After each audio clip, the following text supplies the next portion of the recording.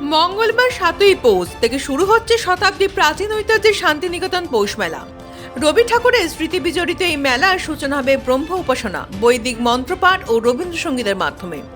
মেলার আগে শান্তিনিকেতনে ভুবনডাঙ্গা পূর্বপল্লীর মাঠে শেষ মুহূর্তের প্রস্তুতি খতিয়ে দেখতে যৌথভাবে পরিদর্শন করেন বিশ্বভারতী উচ্চপদস্থ আধিকারিক ও বীরভূম জেলা পুলিশের কর্তারা। মেলা শুরুর আগেই পূর্বপল্লীর মাঠে চূড়ান্ত ব্যস্ততা চোখে পড়ে। স্টল নির্মাণের কাজ চলছে জোর কদমে, বসছে নাগরদোলা ও নানা ধরনের খাবারের দোকান। এবছর 6 দিনের এই পৌষ মেলাকে কেন্দ্র করে প্রায় 1500টি স্টল বসেছে বলে জানিয়েছেন মেলা কমিটির আধিকারিকরা। শান্তিনিকেতন নতুন সাজে সেজে উঠেছে। দর্শনার্থীদের স্বাগত জানাতে প্রস্তুত ঐতিহ্যবাহী মেলা প্রাঙ্গণ। মেলা নিরাপত্তা ও স্বচ্ছতা নিশ্চিত করতে 21শে ডিসেম্বর সকালে মাঠ পরিদর্শন করেন বোলপুর মহকুমা পুলিশ আধিকারিক রিকি আগারওয়াল ও পৌষ মেলা কমিটির সদস্যরা। পুলিশ সূত্রে জানা গেছে প্রায় 2500 পুলিশ কর্মী মোতায়েন করা হয়েছে।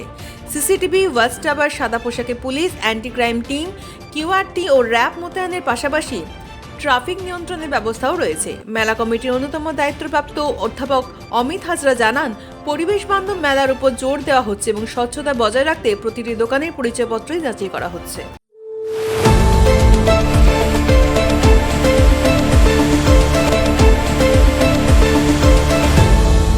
আপনারা দেখছেন এই বেলা বাংলা, শিরোনামে সবার আগে।